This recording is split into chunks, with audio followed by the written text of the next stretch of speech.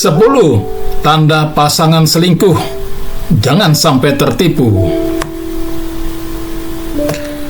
Pemberitaan tentang perselingkuhan tengah marak akhir-akhir ini membuat kita mungkin bertanya-tanya, apakah pasanganku juga selingkuh ya? Nah, menurut Robert Weiss, PhD, MSw, seksolog klinis dan psikoterapis, sebenarnya tanda pasangan selingkuh bisa diketahui dengan mudah loh. Penasaran ciri-cirinya? Begini rumus untuk mengetahui apakah pasangan selingkuh seperti yang dijabarkan penulis. Yang pertama, tanda pasangan selingkuh adalah mengubah penampilannya. Tiba-tiba pasangan Anda mulai memperhatikan penampilannya. Tampilan pasangan biasanya menjadi lebih modis. Bahkan pasangan mulai rajin olahraga padahal sehari-harinya ia tidak pernah melakukannya. Bisakah ini diindikasikan sebagai adanya perselingkuhan? Menurut Robert Weiss mengatakan iya. Apalagi jika ia sebelumnya tidak pernah mengomunikasikan niatan perubahannya kepada Anda sebagai pasangan. Yang kedua, menelepon atau mengirim pesan diam-diam. Pasangan mengunci ponsel atau laptopnya. Saat menerima telepon atau ingin membalas pesan, ia sering kali menjauh, entah itu ke teras atau kamar mandi. Saat Anda membuka ponsel atau laptopnya, nyatanya ia sudah menghapus beberapa pesan atau riwayat browser. Saat mandi atau sekedar ke toilet pun ia membawa ponsel. Hati-hati, ini bukan pertanda baik. Bisa jadi memang ada yang sedang dirahasiakannya. Yang ketiga, abai dengan panggilan penting Anda. Menurut Robert, orang yang selingkuh cenderung tidak akan menjawab panggilan dan menanggapi teks pasangannya. Segala macam alasan keluar dari mulutnya, mulai dari sedang rapat penting, sedang mengemudi, tidak ada sinyal, atau tidak sadar kalau Anda menghubunginya. Wow, hati-hati ya. Yang keempat, semakin jarang berhubungan intim. Tanpa sadar, aktivitas seksual Anda dengannya semakin jarang. Kalaupun sedang melakukannya, Anda tidak terkoneksi secara emosional dengannya, jadi sekedar rutinitas biasa. Ini terjadi karena fokus dirinya saat ini hanya pada selingkuhannya. Yang kelima, pasangan memusuhi tanpa alasan yang jelas. Cenderung merasionalisasi perilaku mereka dalam pikiran mereka sendiri. Salah satu cara yang mereka lakukan untuk menutupi kebohongannya adalah dengan menyalahkan Anda. Pasangan jadi lebih sering melakukan pembenaran internal dan kerap bersikap menghakimi. Atau bahkan ia menciptakan situasi seakan-akan Anda yang berubah atau Anda yang berselingkuh. Yang keenam, perubahan jadwal yang tiba-tiba. Seharusnya malam ini jadwal Anda dan pasangan nonton bioskop misalnya, tiba-tiba ia membatalkan karena ada rapat dadakan atau harus lembur. Di akhir pekan pun begitu.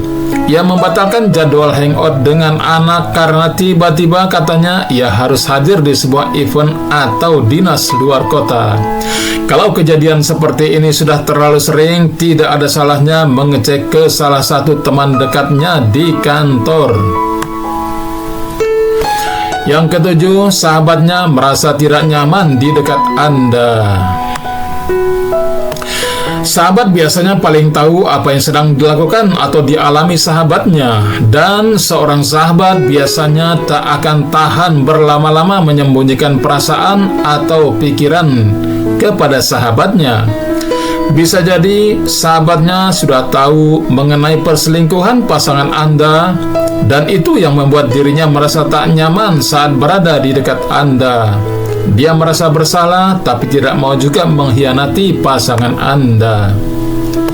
Yang kedelapan, ada pengeluaran siluman yang tak Anda ketahui. Tanpa disadari, uang dalam rekening tabungan keluarga berkurang atau ada beberapa tagihan di kartu kredit yang mencurigakan. Biaya restoran, kamar hotel, nonton film, atau lain sebagainya.